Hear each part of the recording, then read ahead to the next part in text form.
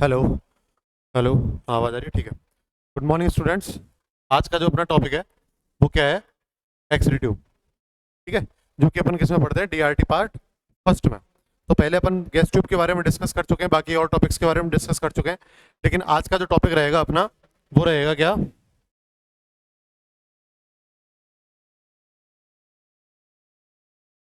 Kulish tube. आज का जो टॉपिक है वो क्या रहेगा अपना? कुलिस ट्यूब। अब अपन इसके बारे में बात करेंगे कि कुलिस ट्यूब होती क्या है। पहले अपन ने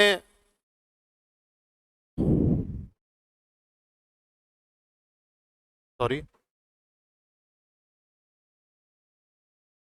हाँ, पहले अपन ने बात करी गैस ट्यूब के बारे में कि गैस ट्यूब क्या क्या होती है, उसका डिसएडवांटेज क्या क्या है, एडवांटेज क्या क्या है। अभी जो बात करेंगे वो करेंगे अपन कुलिस ट्यूब के बारे में।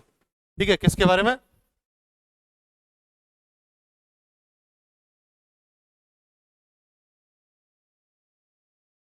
कुलिस ट्यूब के बारे में कि ये होती क्या है, कैसे काम करती है, किस प्रिंसिपल पे काम करती है, उस बारे में हम यहाँ पे डिस्कस करेंगे। तो अपने फर्स्ट अपने पास क्या है?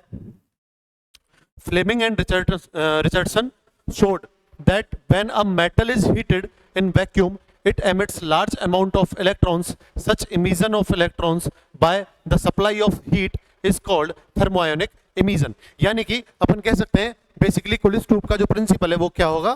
Thermionic emission. अब थर्मोयानिक इमिशन क्या होता है? थर्मोयानिक इमिशन होता है किसी भी मेटल को इतना गर्म करना कि वो अपनी एनर्जी बाहर इमिट करने लग जाए in the form of heat. उसमें से क्या निकलेंगे? फिर इलेक्ट्रॉन्स निकलेंगे। उसको अपन क्या बोलते हैं? थर्मोयानिक इमिशन। अब यहाँ पे नोट जो दे रखा है वो है thermionic emission is the basic principle on which the Coolidge tube work. अब थर्मोयानिक इमिशन जो होता है वो बहुत ही बेसिक प्रिंसिपल होता है जिस प्रिंसिपल पे कुलिस ट्यूब वर्क करती है।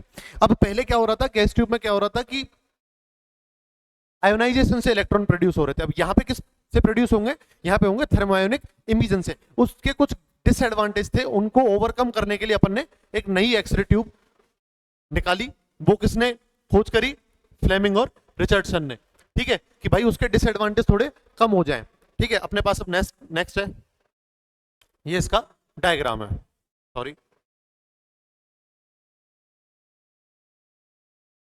यहाँ पे दो सप्लाई होती है। एक तो हाई वोल्टेज सप्लाई होती है, सॉरी,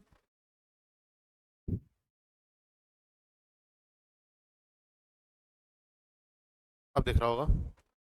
एक तो हाई वोल्टेज सप्लाई होती है, दूसरा होती है फिलामेंट सप्लाई। ठीक है, अपने पास एक्सरे ट्यूब में अपन ने जैसे कि गैस ट्यूब में देखा कि अपने पास एक कैथोड होगा, एक एनोड होगा। कैथोड क्या होता है? नेगेटिव पार्टिकल होता है, नेगेटिव एंड होता है। और एनोड क्या होता है? पॉजिटिव होता है। एनोड को अपन as a target material use लेते हैं और कैथोड को अपन एज अ फिलामेंट यूज लेते हैं। अब यहाँ पे क्या होगा? अपन इसको बहुत ज्यादा हीट करेंगे। इसको क्या करेंगे? बहुत ज्यादा हीट करेंगे। हीट करने के बाद इसमें से क्या इमिट होंगे? इलेक्ट्रॉन्स इमिट होंगे, जो कि किस पे स्ट्राइक करेंगे? टारगेट पे स्ट्राइक करेंगे। और यहां से फिर क्या निकलेंगी? एक्सरेज निकलेंगी। और ये जो एनवलप जिसमें ये सिचुएटेड है सारी चीजें, ये जो आप देख रहे हैं, ये क्या होता है? एक ग्लास एनवलप होता है, जो कि किसका बना होता है? पायरेक्स ग्लास का बना होता है। किसका बना होता है? पायरेक्स ग्लास का बना होता है, जिसको अपन आगे डिस्कस करेंगे। तो यहाँ पे क्या होता है कि जब अपन इसको कैथोड को हीट करेंगे, बहुत ज्यादा हीट करेंगे, तो यहां से क्या निकलेंगे? इलेक्ट्रॉन्स निकलेंगे। और जो ये एफसी देख रहे हो, ये होता है अपना फोकसिंग कप। फोकसिंग कप यहाँ पे लिखा हुआ भी है, निकल का बना होता है, जो कि करता क्या है? इलेक्ट्रॉन को फोकस्ड करता है। किसकी तरफ? टारगेट की तरफ। इलेक्ट्रॉन को क्या करेगा? फोकस्ड करेगा। किसकी तरफ? टारगेट की तरफ फोकस्ड करेगा। ठीक है, यहां तक आया समझ में? अब अपन नेक्स्ट देखते हैं। अब इसके बारे में थोड़ी सी बात कर लेते हैं। ठीक है, हाँ। A new x-ray tube was designed by Coolidge. एक नई एक्सरे ट्यूब डिजाइन की गई किसके थ्रू? कुलिच के थ्रू। कब की गई? 1913 by using the principle of thermionic emission. इसकी बात अपन पहले कर चुके हैं। ठीक है, नेक्स्ट पॉइंट आता है अपने पास। This tube is completely evacuated so that there is no production of electrons by ionization. ये जो ट्यूब होती है कंप्लीटली इवैक्यूएटेड होती है। इवैक्यूएटेड मतलब होता है कि यहाँ पे वैक्यूम प्रेजेंट होता है ट्यूब में। ठीक है, तो यहाँ पे जो प्रोडक्शन होगा वो आयोनाइजेशन से नहीं होगा, वो किससे होगा? थर्मोआयोनिक इमिशन से होगा, क्योंकि उसी को ओवरकम करने के लिए अपन ने ये कुलिस ट्यूब, ये जो ट्यूब है ये डिजाइन की। ठीक है, a spiral of wire which acts as a hot cathode. एक स्पाइरल ऐसे एक वायर यूज रहता है जो कि एक्ट किसकी तरह करता है? कैथोड की तरह। Is heated by means of current. जो कि जब अपन उसको करंट देंगे तो वो क्या होगा, हीट होगा और अपने अंदर से क्या इमिट करेगा, इलेक्ट्रॉन इमिट करेगा। And the filament commonly use is of tungsten, और जो फिलामेंट होता है उसको अपन किसका यूज करते हैं, टंगस्टन का यूज करते हैं। अब यहाँ पे टंगस्टन का ही यूज क्यों हो रहा है, उसके जो बारे में अपन पढ़ेंगे वो एक नेक्स्ट स्लाइड में पढ़ेंगे कि भाई अपन ने टंगस्टन का ही यूज यहाँ पे क्यों लिया है, टंगस्टन ही क्यों काम में आ रहा है। ठीक है, नेक्स्ट पढ़ेंगे। द टारगेट और anode is placed opposite of the cathode. अब अपन ने देखा कि एक ऐसे करके एक अपने पास एक ग्लास एनवलप है जहां पे इधर क्या है, कैथोड है, और एक एंड पे क्या है, एनोड है। तो दोनों एक दूसरे के क्या है, अपोजिट है, which is also made up of tungsten. अब इसको भी अपन ने किसका बनाया, टंगस्टन का बनाया। ठीक है, नेक्स्ट पॉइंट है when the high voltage is applied between the cathode and anode, जब अपन कोई भी हाई वोल्टेज अप्लाइड करते हैं किसके बीच में, कैथोड और एनोड के बीच में, electron flows from cathode to anode. जब इलेक्ट्रॉन किससे एमिट होंगे, कैथोड से एमिट होंगे, और वो किसकी तरफ एक्सेलरेट होंगे, एनोड की तरफ एक्सेलरेट होंगे। And as the electrons reach to the target, X rays are produce. जब वो अपने टारगेट पे जाके स्ट्राइक करेंगे तब वहां से क्या प्रोड्यूस होंगी, एक्सरेज प्रोड्यूस होंगी।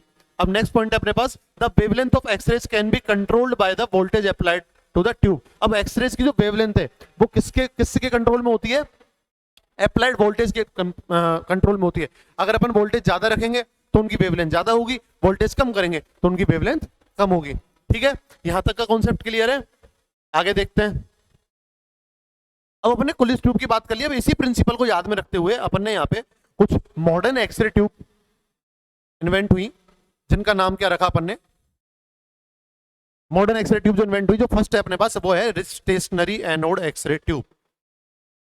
एक सेकंड, हाँ ठीक है, ठीक है, ओके ठीक है। यहां पे अपने पास सॉरी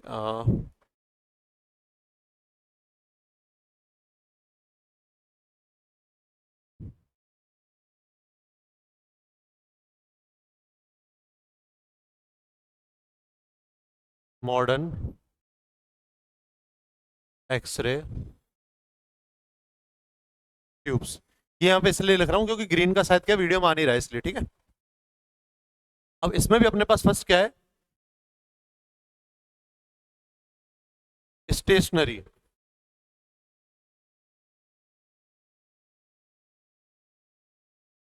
एनोड एक्सरे ट्यूब। अब अपन इसके बारे में बात करेंगे जो कि किस में आती है, मॉडर्न एक्सरे ट्यूब में आती है। अब यहां पे अपने पास क्या है, earlier gas tube were used but these tubes have some disadvantage. Starting में अपने पास अपन गैस ट्यूब यूज में लेते थे लेकिन उसके क्या होते थे, कुछ डिसएडवांटेज होते थे। So Coolidge proposed a x-ray tube based on the thermionic emission principle. अब जब कुलिस थे, जो साइंटिस्ट थे कुलिस, उन्होंने क्या किया, थर्मोआयनिक इमिशन के प्रिंसिपल को याद में रखते हुए कुछ एक्सरे ट्यूब को प्रपोज किया, यानी कि एक्सरे ट्यूब को बताया कि अपन ऐसा भी कर सकते हैं, ऐसा भी कर सकते हैं। उसके बेसिस पे क्या हुआ, on the basis of Coolidge tube several x-ray tubes have been designed. अब इसी प्रिंसिपल पे, किस प्रिंसिपल पे, थर्मोआयनिक इमिशन के प्रिंसिपल पे अपन ने बहुत सारी एक्सरे ट्यूब्स को इन्वेंट किया। बहुत सारी का मतलब मॉडर्न में जो कि स्टेशनरी आती है तो एक रोटेटिंग एनोड एक्सरे ट्यूब आती है, ये दो होती है। ठीक है, the stationary anode X ray tube is one of the modern X ray tube in which the anode is stationary. ये एक ऐसी ट्यूब थी जो कि मॉडर्न थी जिसमें कि एनोड जो था वो क्या था, स्टेशनरी था। स्टेशनरी का मतलब है फिक्स। एनोड जो था वो कैसा था, फिक्स था, यानी कि वो रोटेट नहीं कर रहा था, वो एक जगह पे अपनी पे फिक्स था। इसलिए अपन ने उसको क्या नाम दिया, स्टेशनरी एनोड एक्सरे ट्यूब, इसलिए अपन ने नाम दिया। ठीक है, अब अपन नेक्स्ट स्लाइड में अगर देखें, कंपोनेंट्स की बात करें, अपन इसकी बात करें, कंपोनेंट्स की बात करें, तो यहाँ पे अपने पास कंपोनेंट कौन कौन से यूज में होंगे, जो कि अपन ने बात किया, ग्लास एनवलप होगा जिसके अंदर अपन सारी चीजें ये प्लेस करेंगे। यहाँ पे कैथोड हो गया, इस पॉइंट पे ये एनोड हो गया। ठीक है, ये सारी चीजें, फोकसिंग कप हो गया। तो उसके लिए अपन को क्या चाहिए होगा, ये सारी असेंबली करने के लिए अपन को क्या चाहिए होगा, ग्लास चाहिए होगा। ठीक है, ग्लास एनवलप चाहिए होगा। उसके बारे में अपन एक एक करके पढ़ेंगे, जस्ट रफली बता रहा हूँ। यहाँ तो कैथोड चाहिए होगा, ठीक है, इसके लिए एक्सरे प्रोडक्शन के लिए, एनोड चाहिए होगा टारगेट के लिए, फोकसिंग चाहिए होगा, फोकस करने के लिए ट्यूब्स की सप्लाई चाहिए होगी, इसको हीट करने के लिए फिलामेंट सप्लाई चाहिए होगी, एनोड एंगल नई चीज है उसको आगे हम पढ़ेंगे, बेरिलियम विंडो नई चीज है उसको आगे पढ़ेंगे, ट्यूब कूलिंग, ट्यूब को ठंडा करने के लिए भी अपन को चीजें चाहिए होंगी। ये सारी चीजें अपन को किसमें चाहिए होंगी, एक्सरे ट्यूब में, यानी कि उसको कंप्लीट पर्पस करने के लिए अपन को ये सारे कंपोनेंट्स की क्या होगी, जरूरत होगी। ठीक है, जिससे क्या होगा, अपने सारे जो कंपोनेंट्स हैं इनको एक साथ जब अपन रखेंगे तो अपनी क्या बनेगी, एक अच्छी एक्स रे ट्यूब बनेगी। ठीक है, अब अपन नेक्स्ट स्लाइड देखते हैं।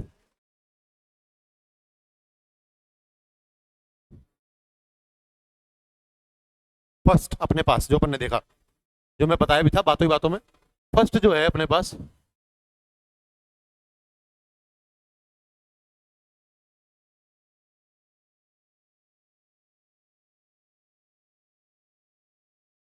Glass envelope. शायद अगर पिछली वाली में आपको नहीं दिख रहा हो कंपोनेंट वगैरह, अच्छा ये तो दिख गया, ठीक है ओके। अब अपने पास क्या है, ग्लास एनवलप अपन फर्स्ट पढ़ रहे हैं। ठीक है, तो फर्स्ट क्या है, sorry, glass envelope is made up of pyrex glass which is evacuated with vacuum of 10 to the power minus 5 mm of Hg। जो अपने पास ग्लास है, जो ग्लास एनवेलप अपन यूज करेंगे वो कौन सा होगा, पायरेक्स ग्लास का बना होगा, विच इज इवैक्यूएटेड, जो कि फुल्ली वैक्यूम के साथ होगा, जिसमें जो वैक्यूम का प्रेशर है वो कितना होगा, 10 to the power minus 5 mm of Hg होगा। ठीक है, it consist of cathode, anode and focusing cup in it. इसके अंदर अपने को पता है, अपन ने अभी बात करी कि ग्लास एनवेलप लेंगे, उसके अंदर अपन को सारी चीजें सिचुएटेड करनी है प्रॉपर तरीके से। कैथोड अपनी जगह पे होगा, एनोड अपनी जगह पे होगा, फिर फिलामेंट सप्लाई जाएगी, कैथोड से इलेक्ट्रॉन निकलेंगे, एनोड पे स्ट्राइक करेंगे, फिर एक्सरेज निकलेंगी वगैरह वगैरह। 99% हीट निकलती है और 1% क्या निकलती है, एक्सरेज निकलती है। ठीक है, अब अपन नेक्स्ट, ये बहुत बेसिक सी चीजें हैं, इनमें ज्यादा दिमाग नहीं लगाना, बस अपन को पढ़ना है बस कि ठीक है ऐसा होता है, ऐसा हो क्यों रहा है, बस ये चीज पता होनी चाहिए और कुछ नहीं है। सेकंड अपने पास जो आता है वो आता है क्या, कैथोड, CATHOD, कैथोड। ठीक है, the cathode is made up of tungsten wire. Cathode किसका बना होता है, टंगस्टन वायर का बना होता है, in the form of helical filament. Helical filament में किसका बना होता है, टंगस्टन वायर का बना होता है, surrounded by a focusing cup. इसके पास में क्या लगा हुआ होता है, फोकसिंग कप, जो कि क्या करता है, इलेक्ट्रॉन्स को एनोड की तरफ फोकस्ड करता है। And the filament is about 0.2 mm of diameter. अब यहाँ पे थोड़ा सा ध्यान से देखना कि जो फिलामेंट का डायमीटर, अगर हम बात करें फिलामेंट के डायमीटर की, तो कितना होता है, 0.2 mm होता है। ठीक है, that is called to form a vertical spiral. जब इसको अपन वर्टिकल स्पाइरल में लाते हैं, कॉइल की फॉर्म में लाते हैं, तो उसकी जो लेंथ हो जाती है, मतलब डायमीटर है, वो कितना हो जाता है, 0.2 सेंटीमीटर, और उसकी जो लेंथ होती है वो कितनी हो जाती है, 1 सेंटीमीटर हो जाती है। ठीक है, a trace of thorium is the filament is mixed to increase the efficiency as well as it will increase the life of filament। अब अपन अगर सिंगल मेटल की कहीं भी बात करें तो वो क्या थोड़ा सा वीक हो सकता है, तो अगर अपन उसको थोड़ा सा टफर बनाने की कोशिश करें, थोड़ा हार्ड बनाने की कोशिश करें, उसकी एफिशिएंसी को इंक्रीज करने की कोशिश करें, तो अपन बात करते हैं अलॉयज की। ठीक है, कि अपन ने उसमें क्या करी, दूसरी चीजें भी डोप्ड कर दी, दूसरी चीजें क्या कर दी, मिक्स कर दी। तो अपन ने इसमें क्या किया, थोरियम मिक्स कर दिया। अब थोरियम मिक्स कर दिया तो उसने क्या हुआ, इसकी जो एफिशिएंसी, इसकी जो क्षमता है वो क्या हो गई, बढ़ गई, और इसकी जो लाइफ है फिलामेंट की वो भी बढ़ गई। जो चीज मतलब साल भर चलनी चाहिए थी वो 2 साल चलेगी, जो 2 साल चलनी चाहिए वो 5 साल चलेगी। एग्जैक्टली ठीक है, नेक्स्ट पॉइंट क्या आता है अपने पास, at the principle of thermionic emission production of electrons take place in the filament. फिर उसके बाद क्या होगा, अपन ने फिलामेंट बना लिया, किसका बना लिया, टंगस्टन का बना लिया। ठीक है भाई, अपन ने उसमें क्या कर दिया, थोरियम मिला दिया, उसने क्या कर दी, उसकी एफिशिएंसी को इंक्रीज कर दिया, उसकी लाइफ को इंक्रीज कर दिया। At the principle of thermionic emission, अब क्या होगा, थर्मोआयनिक प्रिंसिपल से उसमें क्या होगा, इलेक्ट्रॉन का प्रोडक्शन होगा। ठीक है, नेक्स्ट पॉइंट, नेक्स्ट एनोड क्या करेगा,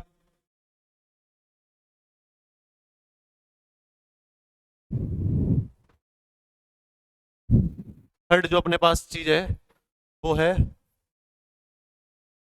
एनोड, या फिर अपन इसको बोल सकते हैं टारगेट।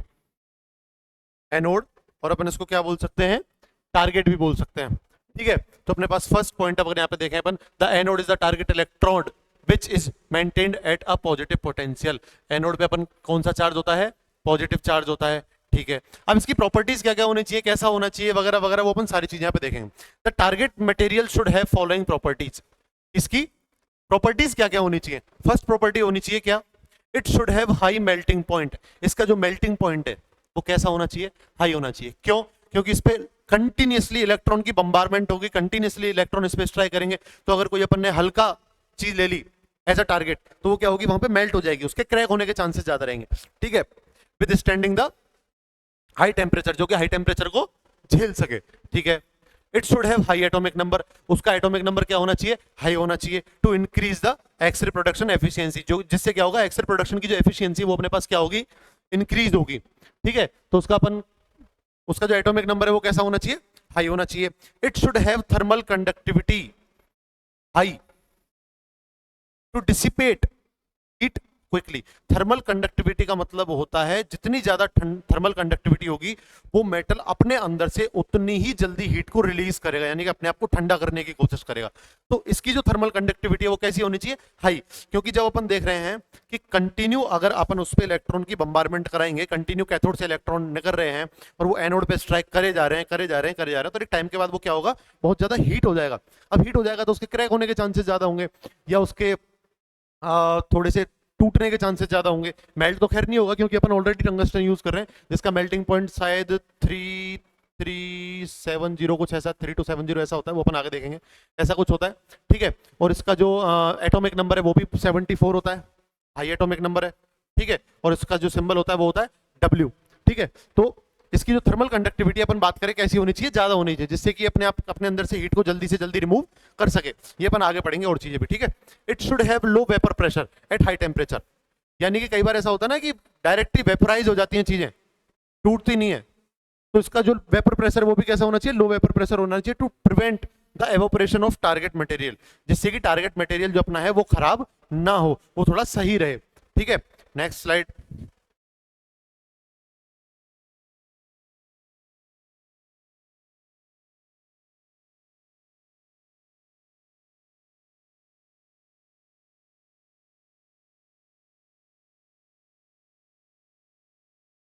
ठीक है,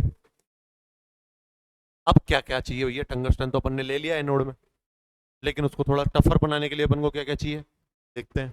ठीक है, tungsten symbol W, it is the material widely used as the target. अब यही एक ऐसा मटेरियल है जो बहुत ज्यादा यूज होता है। वाइडली यूज का मतलब समझ लो एक तरीके से 99% मैं कह सकता हूं, 100% मान लो भले, तो ये यूज होता है किसके रूप में, टारगेट के रूप में, of its high melting point, इसके हाई मेल्टिंग पॉइंट की वजह से, जो कि कितना होता है 3370, जो कि मैंने अभी बताया, एंड हाई एटॉमिक नंबर, जिसका हाई एटॉमिक नंबर होता है जो कि कितना होता है 74। ठीक है, अब सुनो, अब अपन ने हाई मेल्टिंग पॉइंट, ठीक है, पहली प्रॉपर्टी कंप्लीट हो गई। ठीक है, दूसरा क्या है, हाई एटॉमिक नंबर, दूसरी प्रॉपर्टी भी कंप्लीट हो गई। अब दूसरी चीज जो निकल के आती है, but it's thermal conductivity is low 0.3। अब क्या है, हमने देखा कि टारगेट मटेरियल अगर हम यूज में ले रहे हैं तो उसकी थर्मल कंडक्टिविटी ज्यादा होनी चाहिए, लेकिन यहां पे अपने पास क्या हो रहा है, थर्मल कंडक्टिविटी क्या है, कम है, 0.3 है। तो अपन क्या करेंगे, अ लेयर ऑफ टंगस्टन, एक टंगस्टन की लेयर लगाएंगे किसके ऊपर, over the thick block of copper, यानी कि एक ब्लॉक होगा किसका, कॉपर का, उसके ऊपर अपन टंगस्टन की प्लेट लगाएंगे, जिससे क्या होगा कि ये कोई ब्लॉक है, ठीक है, ये ऐसे कोई ब्लॉक है, इसके ऊपर अपन ने लेयर लगा दी टंगस्टन की। अब होगा क्या, कंटिन्यू इलेक्ट्रॉन इसके ऊपर स्ट्राइक करेंगे,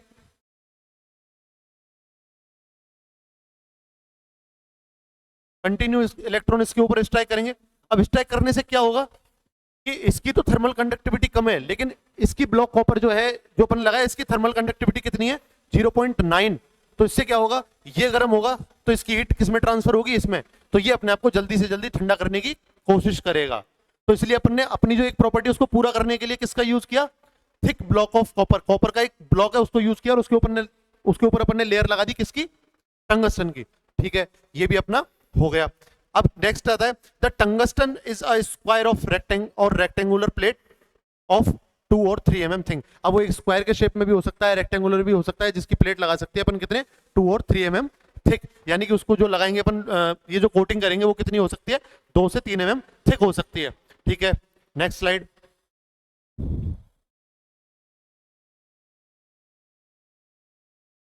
अब अपन ने बात करी थी थोड़ी देर पहले अलॉयज की, कि अपन अलॉयज यूज में लेंगे, ऐसा करेंगे वैसा करेंगे, तो अपन उसको किस तरीके से देखते हैं।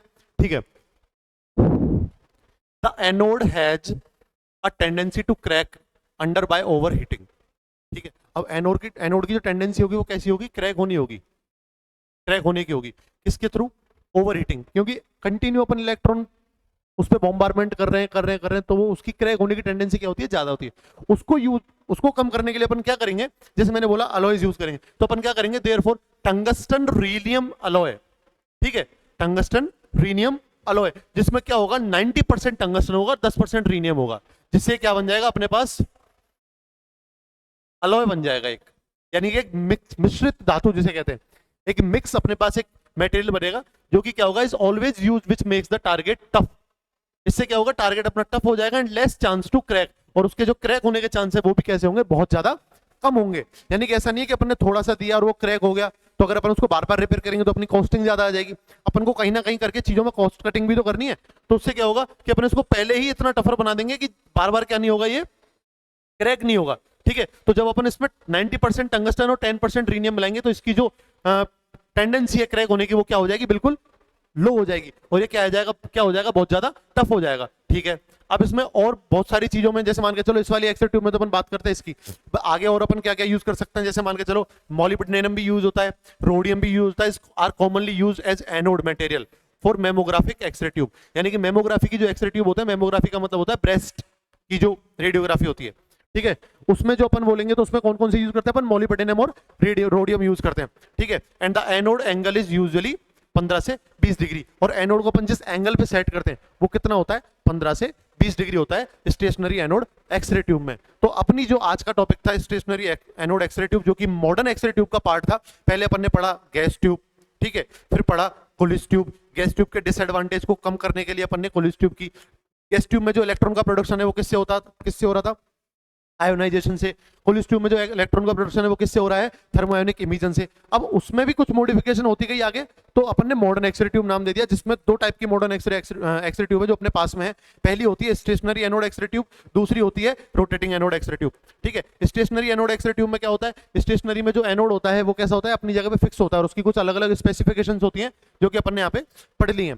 ठीक है, और नेक्स्ट जो होती है अपने पास रोटेटिंग है, वो अपन नेक्स्ट लेक्चर में पढ़ेंगे। तो अपने जो कुछ इक्विपमेंट्स है, मैं आपको पीछे स्लाइड शेयर करके बताऊं,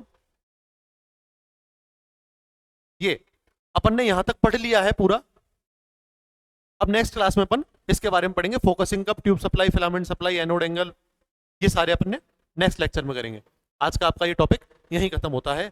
thank you so much. Okay,